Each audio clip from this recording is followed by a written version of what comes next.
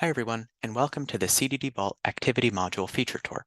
Activity is a core component of the CDD Vault informatics platform because it allows you to seamlessly associate multiple sets of experimental results back to your individual registered entity batches.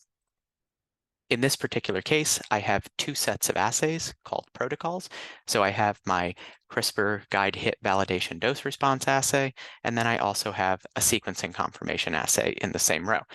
So both of these assays have been run against a particular batch, and it allows me to see all of the data for a singular entity in one row in real time. The idea behind CDD Vault protocols is that whenever you have a new type of experiment to run, an end user would come into the system and set up a protocol with all of the fields that are required for data capture in this particular assay. When actually setting up fields, you have a lot of flexibility, and the general types of data can fall into three buckets. The first bucket is data in, data out. That's where you provide us with some sort of value, whether it's a file attachment like an image, a text value, a controlled vocabulary pick list item, or a number. Once that's provided to us, we will display it to you and allow you to easily search and report on that. The second category of data is where CDD Vault performs a calculation for you. For instance, this average IC50 is running a rolling average for this particular guide and how many times it was tested in my database, a total of 3 times. These calculations can be much more complex, actually drawing upon various fields across your database to pull in to an automated running calculation for you. And then finally, you have the curve fit option. So this is where you would provide us an X and Y value. You can even just give us a raw plate reader file and we are able to parse data right out of that. You define your curve fit and any of your activity parameters, and then end users actually have the option to live flag outliers within the system. So if you click into a particular curve, that will take you to the plot viewer. And depending on your permissions, you will be able to click on individual data points. They will be flagged as an X as an outlier. You can even override individual curves or force constraints on curves as appropriate. And then once you click Save, this is automatically updated in the database. The curve is refit. And the really important part is that we do not hide this information. That data point is represented as an X, and everybody can easily query on data that has had outliers flagged. Now, once you have all of this data stored in the system, you have multiple assays. The next important part, of course, is designing a query. So if we go up to the top here, this is our search interface. So it is hypothesis-driven. The first part of the search is a project. Now, projects are really important in CDD Vault because they form the core collaborative unit of the Vault. End users typically make a project per discovery program or for your different groups. And the reason why this works so well is because every entity, piece of assay data, as well as user within a Vault selectively belongs to one or more projects. A really common workflow is that you can actually create a project for your CRO, invite the CRO into your Vault, into only that one project, and have them live deposit your assay data for you following the framework that you have actually set up. This really streamlines data processing and data transfer times, and also ensures that you're getting all of the information that you need and require in order to fulfill your assays.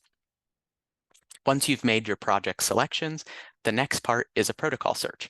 So if you're looking for particular guides in this case, I want to look for ones that have been tested in or not in a specific protocol of mine.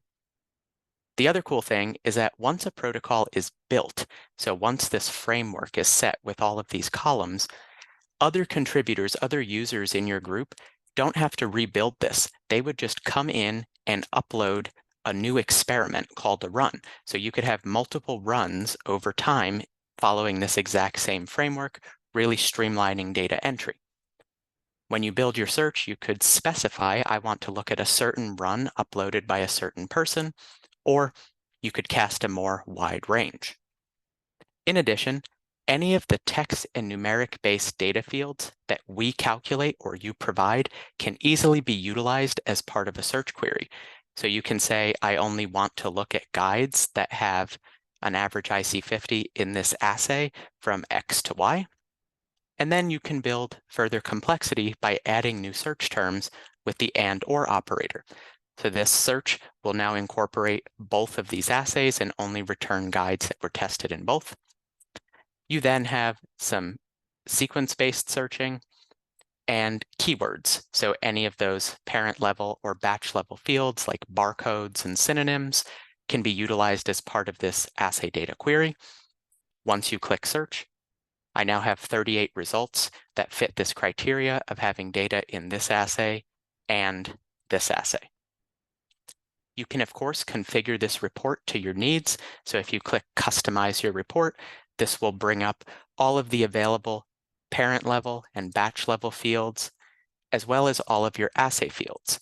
So you can pick and choose what you want to look at, and maybe even turn off a specific field that you might not be interested in.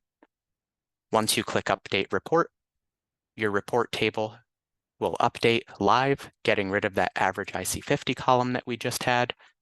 And the really nice thing is that if you click Save this search, you can actually save this table layout as well as the entire query up above and share it with other people in your projects.